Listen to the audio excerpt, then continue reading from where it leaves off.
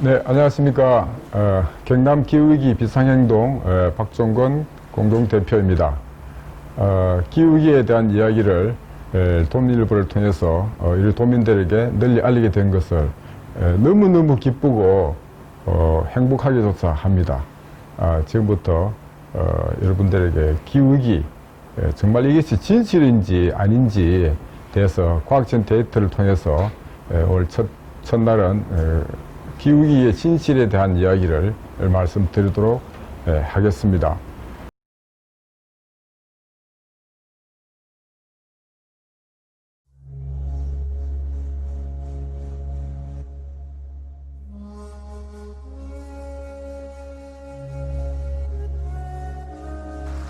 Excellencies, ladies and gentlemen, nature is angry, and we fool ourselves if we think we can fool nature, because nature always strikes back, and around the world, nature is striking back with fury.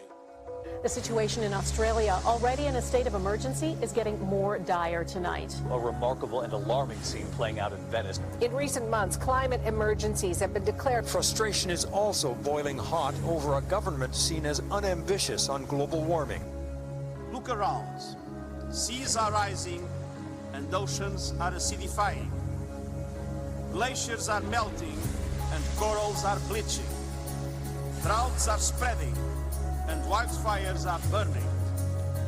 Deserts are expanding and access to water is dwindling. Heat waves are scorching and natural disasters are multiplying. Storms everywhere are more intense, more frequent, more deadly. I've seen it with my own eyes, from Dominica to the Sahel to the South Pacific. Our warming Earth is issuing a chilling cry. Stop. If we don't urgently change our ways of life, we jeopardize life itself. Since I was a child, I know that this was a problem that was going to affect me in the future. And as a child of the first world country, you live quite well. You have money, you have family, fortunately. But I know that there was a danger, even though I was just 8 years old, I know that there was a danger coming, which was the climate emergency. As we're growing up, we've had to think about a lot more hard things. There are a lot of people already now, like even myself at 16, thinking about whether or not it's even ethical to have children at this time. Did you have to worry of these things when you were my age? All this is happening before our eyes, and yet we act as if we have all the time we want and all the solutions. How dare you? You have stolen my dreams and my childhood with your empty words, and yet I'm one of the lucky ones. People are suffering, people are dying, entire ecosystems are collapsing. We are in the beginning of a mass extinction, and all you can talk about is money and fairy tales of eternal economic growth. How dare you?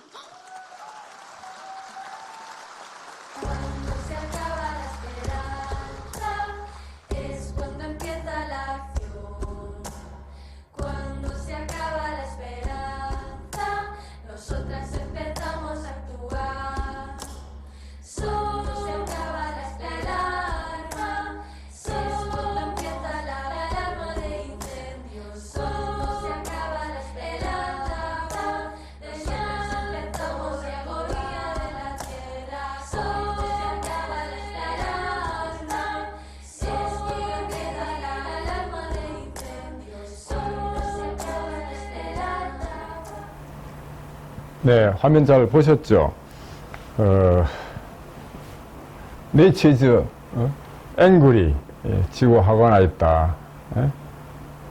우리 인간들의 무자비한 그 자연에 대한 공격을 지금까지는 계속 자연들이 받고만 있었는데 이제는 반격을 시작했다. 우리 자연에 대한 공격을 이제 멈춰야 된다. 뭐 이런 이야기. 또 아이들의 그 외침. 그 아이들이 외침 절규하는 모습을 보면 정말 가슴이 먹먹하지 않습니까? People are dying. 사람들이 죽어가고 있다. 이게 성장이라는 거짓말이라는 이 다큐멘터리 한 50분짜리 되는 다큐멘터리인데요. 그 중에 일부입니다. 그럼 지금부터 이제 우리 지구온난화 역사에 대해서 잠깐 말씀을 드리도록 하겠습니다. 여기 보이는 이 오른쪽에 있는 분이 스반테 아레니우스라는 분인데 스웨덴의 화학자입니다. 이분이 이제 1896년, 지금 한 120년쯤 되죠. 20년 전에 CO2, 이산화탄소가 온실 효과의 원인이라는 그런 논문을 처음으로 발표를 합니다.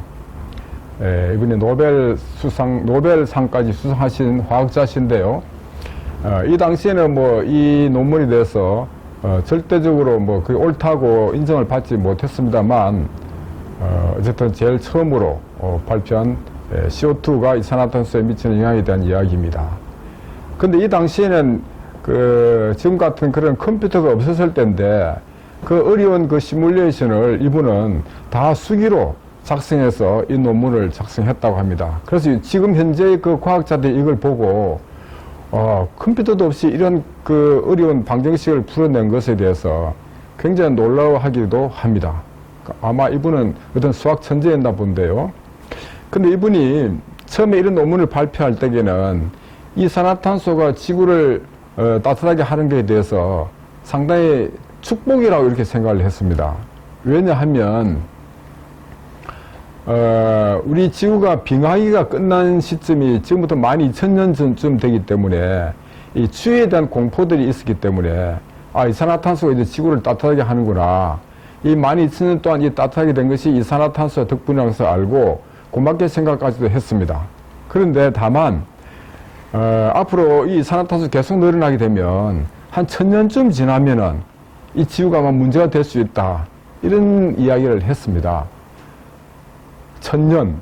근데 불과 지금 120년, 100년, 200년 된 시점에 이 지구온난화를 상당히 기후위기라는 정도까지 오게 되는 이런 상황이 온 것이죠. 아마 이분도 산업혁명 이후에 이 인간들이 이 엄청난 이산화탄소를 배출할 줄을 아마 상상도 못했을 거라고 생각을 합니다. 그래서 이게 이산화탄소가 지구온난화의 죽음이라는 것을 120년 전에 이미 밝혀냈고요. 또 이제 최근에 와서도 많은 과학자들이 이산화탄소에 대한 논문들이 많이 있는데, 요 그림을 보게 되면 위에 있는 그 그래프는 CO2 농도이죠. 밑에 있는 거는 지구 평균 온도의 변화입니다. CO2 농도가 올라가면 지구 온도 올라가고 내려가면 내려가는 거예요. 완전히 서로 일치합니다. 아마 표를 붙이면은 한 표일 정도로 정확하게 일치한다는 것을 알고 있습니다. 요 위에 있는 표가 지금 40만 년 전에 지구의 이산화탄소 농도와 지구 온도를 알아낸 건데요. 지금 과학이 얼마나 발전했냐 그러면 74만 년 전에 이 지구상의 이산화탄소 농도와 온도를 알아낼 정도까지 과학이 발전했습니다.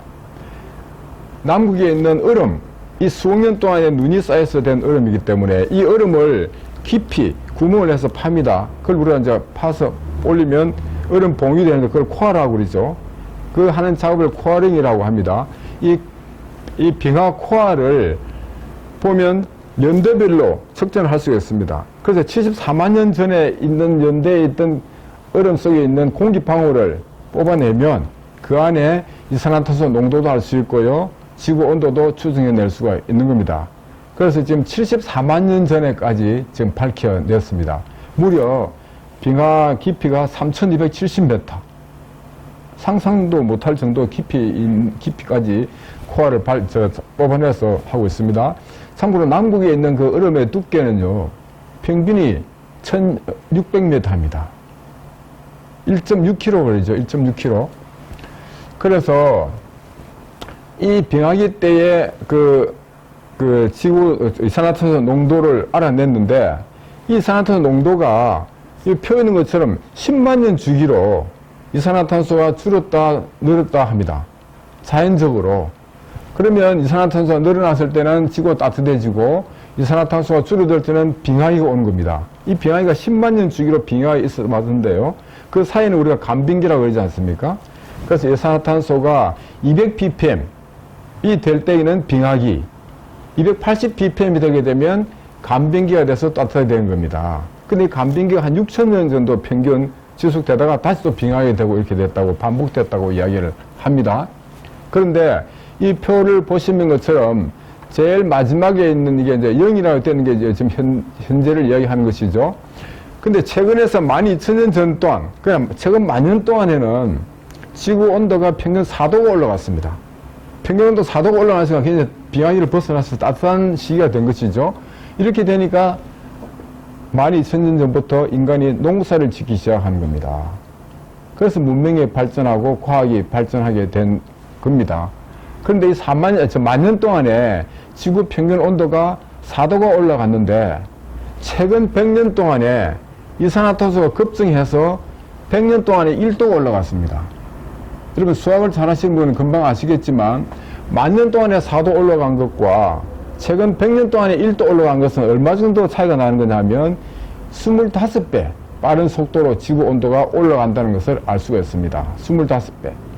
시속 100km에서 100km로 달리던 차가 2500km로 달리는 것과 똑같은 겁니다. 지금 현재 상태가. 그만큼 우리 지구의 온도 상승, 이산화탄소 증가 속도가 심각해지고 있다. 이런 것을 이야기하고요. 이 아까 말한 이 코어링, 이 남극에 있는 얼음을 빼내서 이산화탄소 농도를 측정하고 온도를 측정하는 이런 것을 화이트 교수라는 분이 주도가 돼서 지금까지 해왔는데, 그래서 74만 전까지 파기됐고요. 현 간병기는 지금 12,000년 동안 지속되고 있다.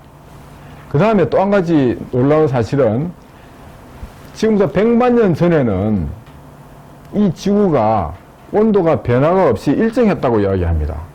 태양에 의해서.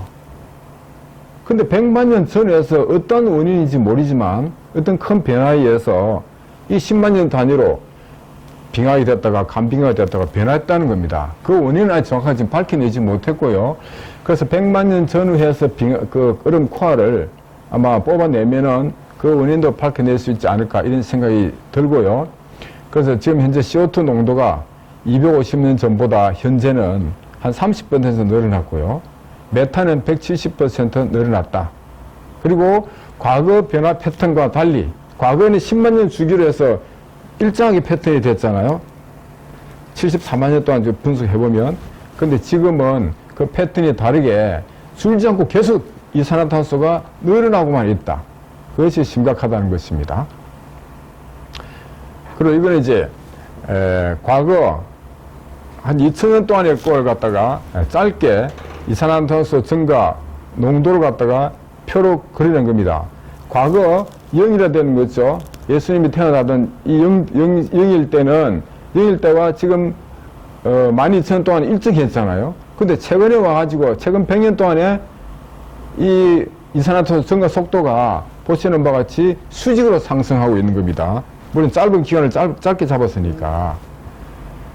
이걸 여러분 아시면 되겠고요. 이 IPCC라는 걸 여러분 많이 들어보셨죠? Intergovernmental Panels on Climate Change라고 유엔 정부 간 기후변화 협의체라고 이야기를 합니다. 이게 1988년에 세계기상기구와 UNEP, 유엔 환경개발계획이 공동으로 설립한 건데요. 전 세계 지금 한 2,500명의 과학자들이 여기에 붙어 있습니다. 우리나라 과학자도 한 6명 정도가 지금 결합이 돼서 필요할 때 연구를 하고 있는데요. 이 IPCC가 2007년에 엘고 전 부통령과 함께 노벨 평화상을 수상하기도 했고, 하여튼 기후변화에 대한 가난한 전 세계에서 최고의 공신력을 가지고 있습니다. 근데 이 IPCC가 1990년, 지금부터 30년 전이죠. 이때 이제 1차 기후변화 보고서라는 것을 제출합니다. 이 보고서에 보면은 인간 활동에서 기후변화가 지금 심각하고 있다는 그런 가설을 냈는데, 이것은 관측상의 한계 때문에 명확하지는 않다. 이렇게 보고서를 처음에 냈습니다. 1차 보고서에서는. 그런데 두 번째, 세 번째, 네 번째, 다섯 번째 보고서는, 후속 보고서에서는 여기 나온 대로 96년, 2001년, 2007년, 2013년에 후속 보고서를 냈는데, 이때는 이제 좀 다릅니다. 과학적 진전의 바탕으로 인해서 이 지구의 상승, 지구 온도가 상승하고 이산화탄소가 늘어나는 것이 인간의 활동에 의한 기후 변화가 확실하다. 이렇게 보고서를 제출합니다. 그리고 마지막 보고서가 2018년 우리 인천 송도 회의 때 발표했는데 그것이 1.5도 특별 보고서입니다. 이 보고서는 파리 협정에서는 우리 인간들이 2도 이내를 묶어야 된다고 이야기했는데 IPCC에서는 2도는 너무 위험하다.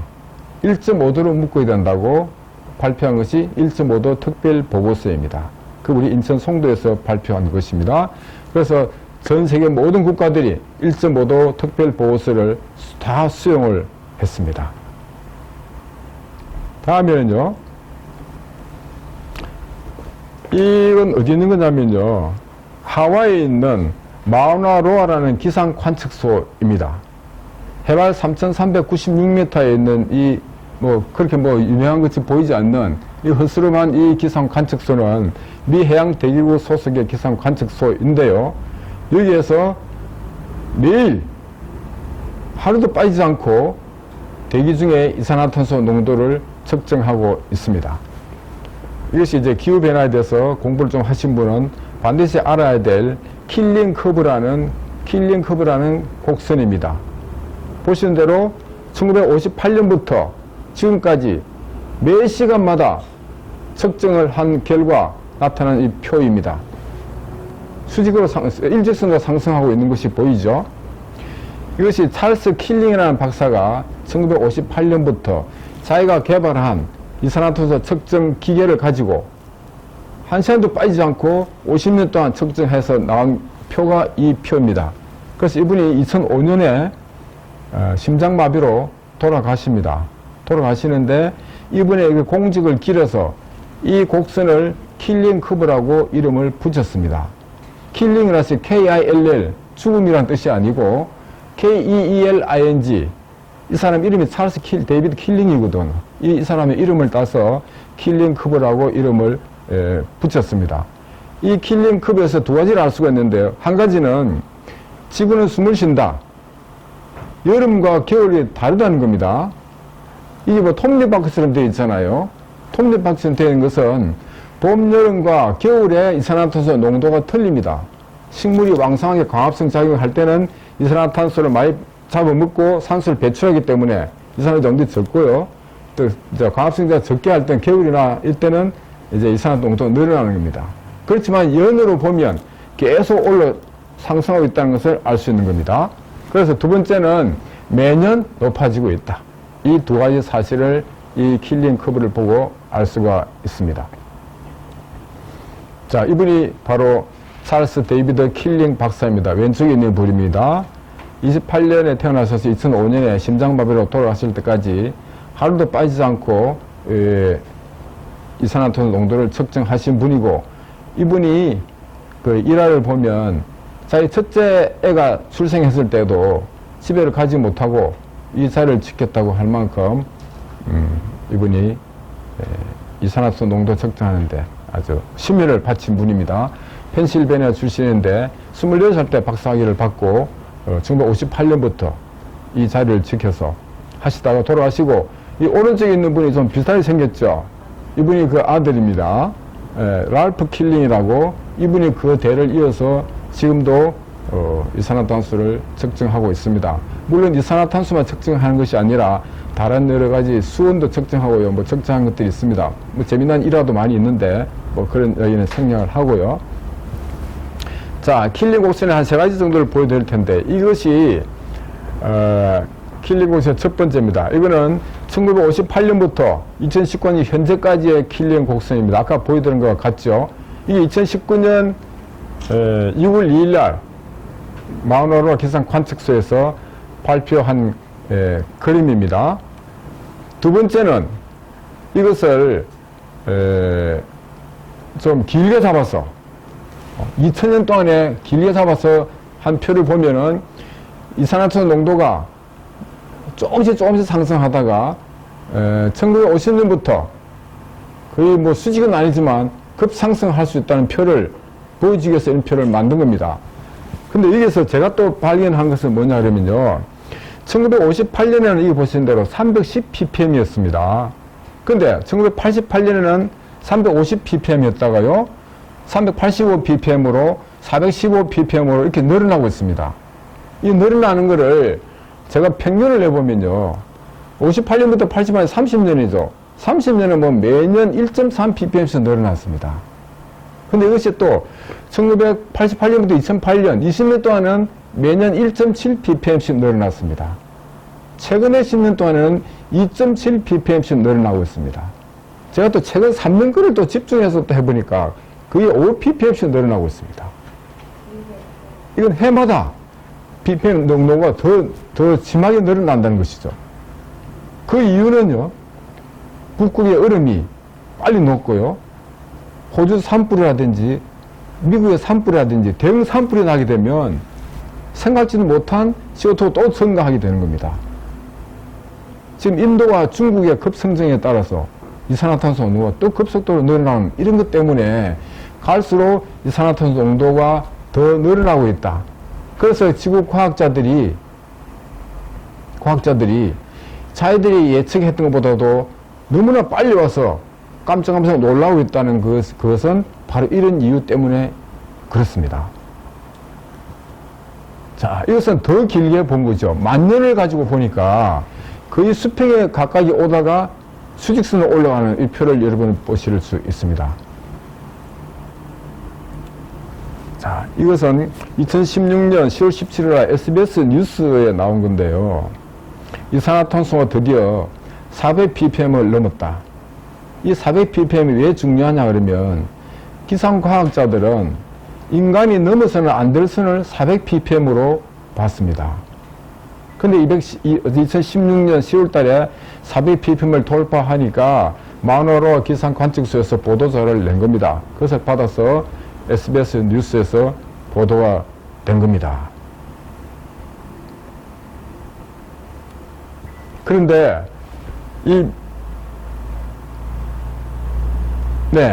400 ppm인데 지금은 아까 말씀드린 거 415 ppm이 됐습니다. 우리나라도 재고 있는데 우리나라 417 ppm이 돌파했다고 얼마 전 보도가 된 적이 있습니다. 그런데요, 450 ppm이 되게 되면 파리 협정에서 우려했던 2도가 증가하게 되는 겁니다. 2도가 증가하게 되면 어떻게 되는 거냐? 많은 과학자들은 지구는 파국에 이를 것이라고 보고 있습니다. 450 ppm이 되게 되면 그때 사람들이 정신 차려서 석탄 발전소 다 없애고 자동차도 다 전기장치로 바꾸고 이런 활동을 모든 걸 중단하고 하면은 탄소 배출을 줄이면 될 거 아니냐 이렇게 말씀하시죠. 여러분, 미세먼지는 그렇게 하면요 5일만 지나면 깨끗해질 수 있습니다. 미세먼지는 아무리 길어도 5일 이상 가지 않습니다. 그런데 이산화탄소는요 지구상으로 배출되게 되면 최소 150년에서 250년, 300년 동안 머무르게 됩니다. 메탄가스는 120년 동안 머무르게 됩니다. 그 멈췄다 하더라도 지구의 온도 상승은 멈출 수가 없는 겁니다. 그래서 파국을 막을 수 없다는 이유가 다 거기에 있는 겁니다. 그래서 그때가 되기 전에 우리가 획기적인 조치로 탄소 배출을 줄여나가지 않으면 파국을 면할 수 없다. 근데 여러분, 그러면 450 ppm인데 언제 되느냐? 계산서로 보면 2033년이 됩니다. 2033년이 되는데 아까 과학자들이 말한 것처럼 그보다 훨씬 빨리 올 수 있다는 가능성이 훨씬 높은 겁니다. 그럼 2도가 오기 전에 450 되기 전에는 1.5도가 올라갈 수 있지 않습니까, 여러분? 지금 벌써 어떤 뉴스에서는 1.1도가 올라갔다. 1도인데 0.1도도 올라갔다고 나오더라고요. 그럼 1.5도가 되려고 그러면은 430이나 440 ppm이 되게 되면 1.5도가 오를 수 있다고 보고 있습니다. 지금 1도 올랐는데도 세계적인 기상이변이 일어나고 있죠. 그런데 1.5도가 오르게 되면 조천호 박사 같은 분은 말하기를 난민이 최소한 1억 이상이 생긴다고 이야기합니다. 네, 난민이. 농사가 안 돼가지고 먹을 것이 없어서 나라를 떠나는 일이 생기는 겁니다. 그래서 지구 온난화가 계속되게 되면 제일 급한 것이 날씨가 더워서 문제가 되는 것이 아니라 농사가 망하게 되는 겁니다. 농사가 망하게 되면 어떤 끔찍한 일이 생기겠습니까? 나중에 그에 대해 잠시 다시 한번 말씀을 드리도록 하겠습니다.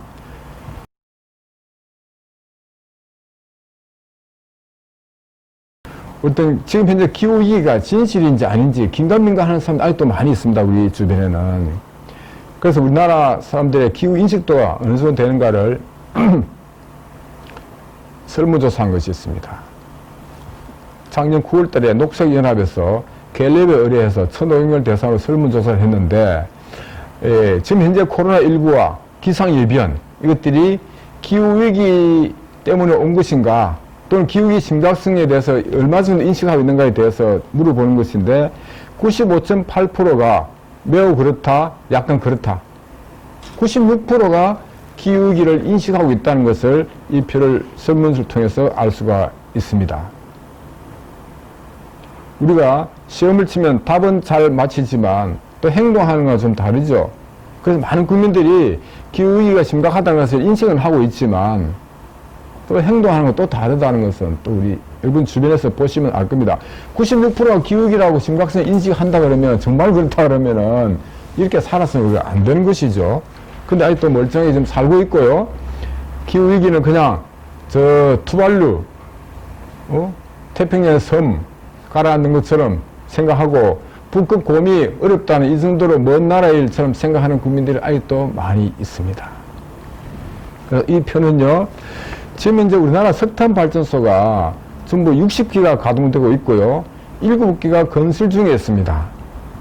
그 건설 중인 7기에 대한 석탄 발전소를 가동 중단하면 어떻게 했느냐고 묻는 설문에서 81.6%가 지금 짓고 있는 것도 가동을, 건설을 중단해야 된다고 답하는 사람이 82% 이른다는 겁니다.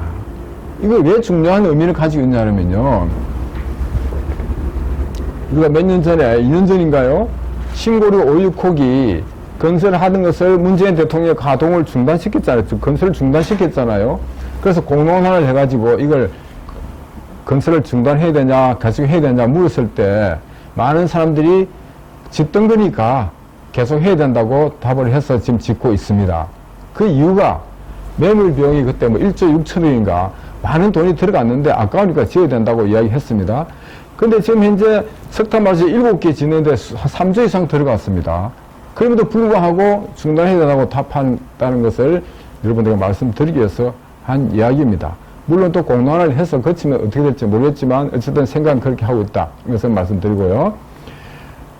기후위기가 얼마나 심각한 거에 대해서는 뭐 이런 사진들을 많이 보셨을 겁니다. 이것은 뉴올리언스라는 도시인데 2005년도입니다. 카트리나 허리케인이 와가지고 이 쑥대밭을 만들었죠. 80%가 도시에 잠겨서 피해금이 무려 100조, 1,500명 이상이 사망하고요. 우리나라도 이때 3천만 불, 300억의 돈을 복구비로 쓰라고 보내주었습니다. 근데 이 도시가 인구가 60만 정도 되는 도시였는데 지금 현재 25만 도시로 줄어들었습니다. 왜? 이게 어쩌다 이렇게 물에 잠겼으면 뭐 그냥 살겠죠? 자, 보십시오. 이 2017년입니다. 2019년 작년에, 재작년이죠. 대표명이 일어났습니다. 이렇게 해마다 물에 잠기니까 사람들이 떠나는 겁니다. 2019년 7월달 뉴올리언스입니다. 자, 2018년 베네치아 물에 잠긴 거 많이 보셨죠? 자, 2019년 또 물에 잠겼습니다. 그래서 이탈리아가 국가 비상사태를 선포했습니다. 이탈리아는 관광으로 먹고 사는 도시인데 이렇게 물에 잠기면 국가가 큰일 나는 거죠. 그래서 8조 원을 돈을 들여서 물이 넘어오지 못하도록 해상 차단망을 설치했다고 합니다. 그런데 2020년에 작년에 또 침수가 됐습니다. 왜 침수가 되었느냐? 이거를 1m 뭐 얼마? 1m 50인가까지 도로면 안 되는 걸 했는데 이게 1m 58까지 넘친 거예요. 10cm만 넘쳐도 넘치는 거잖아요. 그래서 뭐 아무 무용지물이 되었다. 뭐 이런 이야기입니다. 자, 이것도 우리 2017년 울산의 아파트 침수된 것이고요. 작년 7월 달에 부산입니다. 네. 이제 안성이고요. 여러분, 지붕에 바이런 이야기 들어보셨지만, 지붕의 소 이야기는 여러분, 처음 보셨죠? 이 소가 왜 지붕에 올라갔겠습니까? 떠내려오다가 그냥 걸린 겁니다. 자, 일본입니다. 중국의 산사댐 5,500만의 이점이 발생했다고 하죠. 이 산사댐이 무너진다고 난리를 쳤죠. 그래서 다행히 무너지지 않았지만 이 산사댐이 붕괴되면 이 흙탕물이 우리 제주도 앞바다까지 온다고 합니다. 자, 여러분, 이 뉴스를 이제 잘 보셔야 되는데요. 이 작년 뉴스에 보도된 거죠. 복숭아가 80% 낙가되고 뭐 올농사 망쳤다.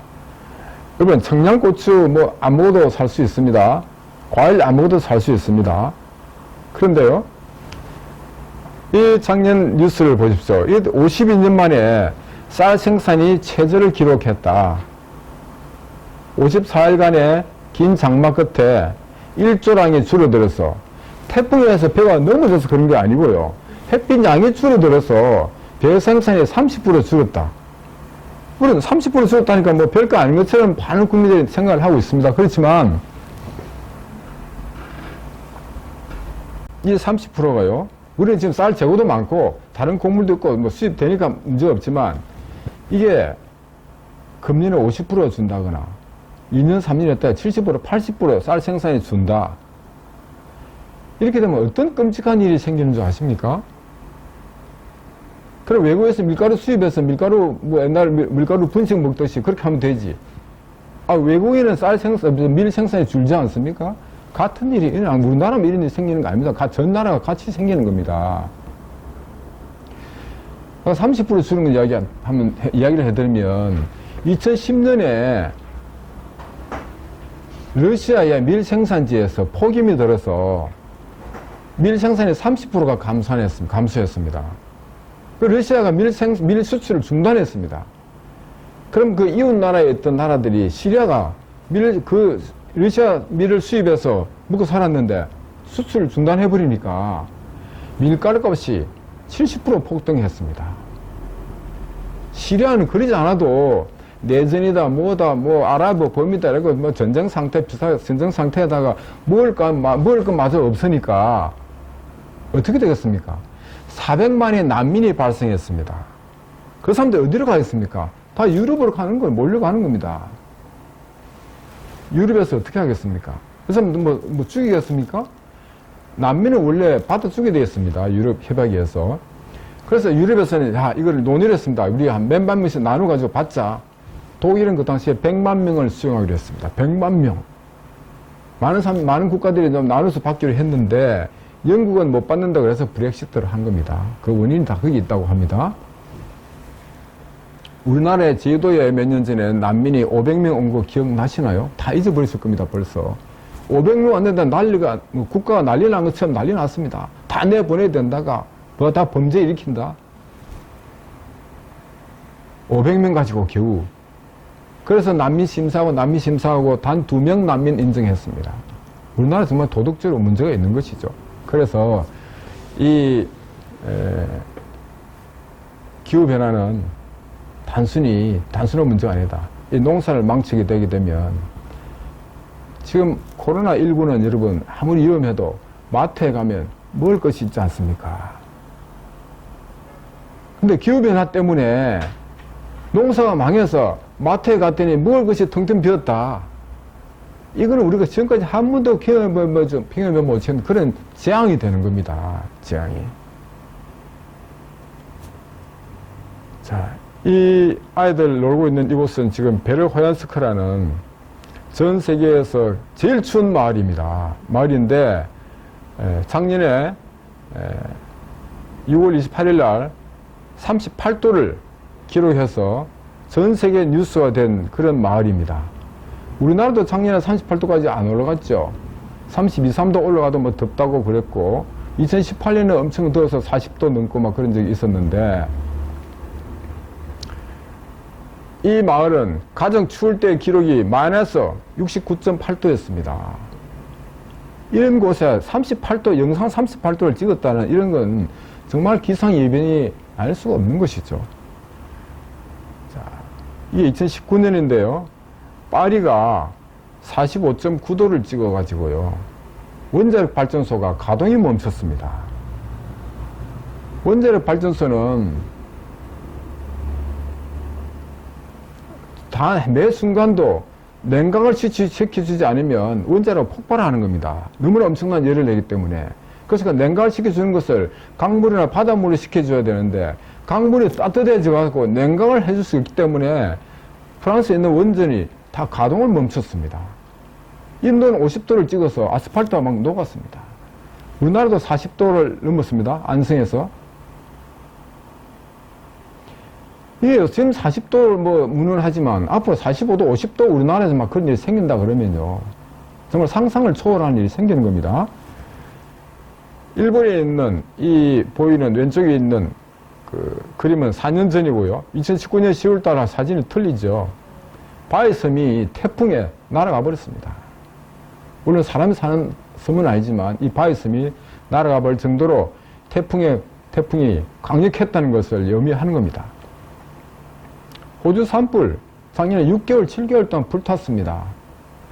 원래 밀림의 불은요, 뭐 그냥 저절로 났다가도 꺼지기도 하고 하는 겁니다. 또 끄면 또 쉽게 끄고요. 근데 호주 산불은 왜 끌 수가 없었느냐, 6개월 동안에. 6개월 동안에 소방차가 가서 뭐 끈 게 아닙니다. 6개월 동안에 엄청난 폭우가 2번 왔습니다. 그래서 겨우 껐습니다. 근데 왜 이렇게 뭐 끌 수가 없었느냐. 여러분, 폭염이 계속되고 가뭄이 계속되게 되면 기온이 상승하게 되면요, 생나무가 수분이 줄어드는 겁니다. 수분 함유량이 줄어들면 생나무는 원래 잘 타지 않잖아요. 어렵잖아요, 타기가. 근데 생나무 수분 함유량이 줄어들면 한번 불이 붙었다 그러면 장작처럼 불을 끌 수가 없는 겁니다. 그래서 대형 산불이 수시로 나는 겁니다. 지금 그 미국 서부에서 12개 주가 산불이 나서 엄청난 일을 또 겪었죠. 불탄 캥거루 사진, 이 사진 때문에 전 세계가 참 놀랬죠. 어파칼립스, now. 지금이 지옥이다. 어파칼립스가 지옥의 묵시록이라는 뜻입니다. 지옥의 묵시록인 거 있죠. 어파칼립스. 이거는 호주에 있는 잡지 모델인데 표지인데요.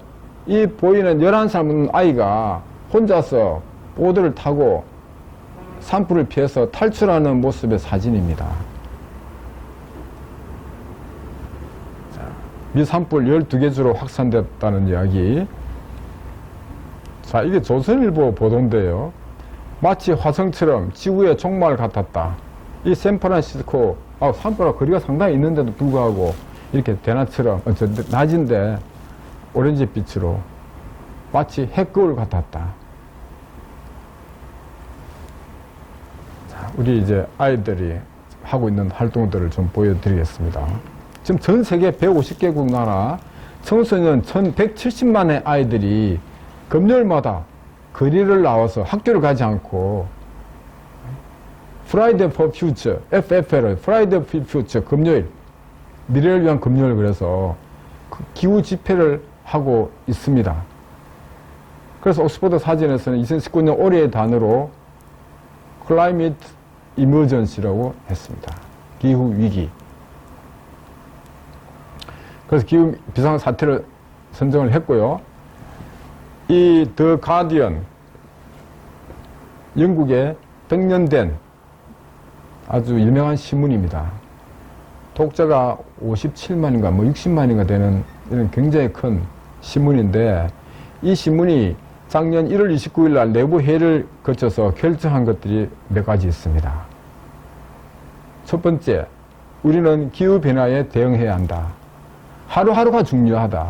두 번째, 이 회사는 석유나 석탄, 가스업에 광고를 받지 않겠다. 이래서 입는 금액이 한 1년에 7억 정도 된다고 합니다. 세 번째, 2030년까지 탄소 배출 제로를 실천한다. 우리나라는 2050년까지 탄소 순 배출 제로를 선언했죠. 네 번째, 기후위기 전담팀을 9명의 기자로 구성한다. 이러한 결정을 한 것이 언론입니다. 네. 지금까지 우리 이산화탄소에 대한 이야기, 지구온난화의 역사, 기후위기가 정말 진실인가 아닌가 대해서 말씀을 드렸는데, 이름에도 불구하고 아직도 전 세계에서 극소수의 과학자나 정치인들이 기후변화를 부인하는 사람이 있습니다. 과학계에서 97%의 과학자들이 인정하면 그것은 정설로 인정하는 것이 과학계의 판단이라고 합니다. 그 3%에 이르는 사람들은 어떤 화석연료 기업에 무슨 사주를 받거나 무슨 문제가 있는 거죠. 또 정치인 중에서도 기후변화를 아직도 부인하는 사람이 있죠. 여러분 누군지 아시겠습니까? 우리 유럽에 있는 청소년들이 싸우고 있는 대상의 인물입니다. 바로 트럼프입니다. 트럼프는 지금도 기후변화를 부정하고 있습니다. 트럼프가 기후변화를 부정하는 이유는 몇 가지가 있습니다. 미국에 산불을 했을 때도 그럽니다. 산불을 관리하는 사람들이 낙엽을 치우지 않아서 산불이 났다고 이렇게 이야기할 정도로 좀 무식한 면이 있고요. 또 한 가지는 뉴욕시가요, 2019년에 뉴욕에 있는 모든 빌딩들을 단열을 보강하는 공사를 해서 탄소 배출을 줄일 수 있는 조치를 하지 않으면 1년에 수십억의 과태료를 물리도록 되어 있습니다. 그래서 트럼프는 많은 빌딩을 가지고 있습니다. 그래서 트럼프가 수십억의 돈을 지금 투자를 해야 되는 그런 상황에 빠져 있어서 기후변화를 계속 부정한다, 이렇게 이야기를 하고 있을 정도로 뭐 그런 사람이 있지만, 오늘 보신 이런 여러 가지 영상이나 자료들을 보시고 여러분께서는 기후변화가 바로 우리 눈앞에 펼쳐지고 있고 그 시기가 얼마 남지 않았다. 많은 과학자들이 우리가 지금 현재 기후변화에 대한 적극적인 대처를 5년 내지 7년 내에 하지 아니하면 파국을 면할 수 없다, 이렇게 이야기를 하고 있습니다. 다행히 우리 정부도 2050년 탄소 중립 선언을 발표했는데, 이 2050년 탄소 중립이라는 것이 사실은 굉장히 어려운 겁니다. 그래서 2030년까지의 탄소를 얼마 줄이겠다는 구체적인 수치를 제시하지 아니하면 2050년 탄소 중립 선언한 것은 허공의 허구일 뿐이다. 2050년은 여러분 앞으로 30년 남았기 때문에 먼 훗날의 이야기입니다. 먼 훗날의 이야기는 얼마든지 좋은 이야기를 할 수 있습니다. 당장 10년 내에 어떻게 하겠다는 구체적인 수치를 밝히지 않으면 그것은 그냥 미사여구에 불과하다, 이렇게 보고 있고요. 얼마 전 국회에서도 기후비상선언을 발표를 했는데, 그때도 2030년까지 구체적인 수치를 이 비상선언문에 넣어야 된다, 안 넣어야 된다고 해서 굉장히 논란을 많이 한 것을 국회 속기록을 보면 자세하게 나옵니다. 결국은 넣지를 못했습니다. 앞으로 국회 내에 기후위기 대응 특별위원회를 구성하면 거기에서 구체적으로 논한다, 이 정도로 해서 마무리를 하고 선언을 발표를 했습니다. 사실은. 근데 지금 3개월이 지났는데, 거의 10월 28일에 했으니까 3개월이 지났는데 아직도 지금 구성이 되지 않고 있죠. 이 구성하는데 또 몇 달 걸릴지 모르겠습니다. 빨리 구성을 하고 그런 구체적인 목표를 국민들에게 제시를 해야만 우리 기후비상선언한 것에 대한 진정성을 확인할 수 있고, 다행히 우리 경남도지사께서도 기후에 대한 여러 가지 관심 표명을 지금 많이 하고 계시기 때문에 또 우리 또 경남도민일보도 기후에 대한 보도를 지금 집중적으로 하는 걸 보면 희망이 있다, 이렇게 보고 있고, 우리 청소년들에게도 희망이 있고, 또 미국 바이든 대통령, 이 대통령의 기후변화에 대한 강력한 의지를 갖고 있기 때문에 우리나라가 따라가지 않으면 우리나라가 살 길이 없을 것이다. 다음번 이야기에서는 그런 구체적인 우리나라 기업이나 기업들이 어떻게 하고 있는지, 기업들이 변하지 않으면 우리가 살 수 없는 이런 내용들에 대해서 말씀드리도록 하고, 오늘은 이 정도로 여러분께 말씀드리도록 하겠습니다. 감사합니다.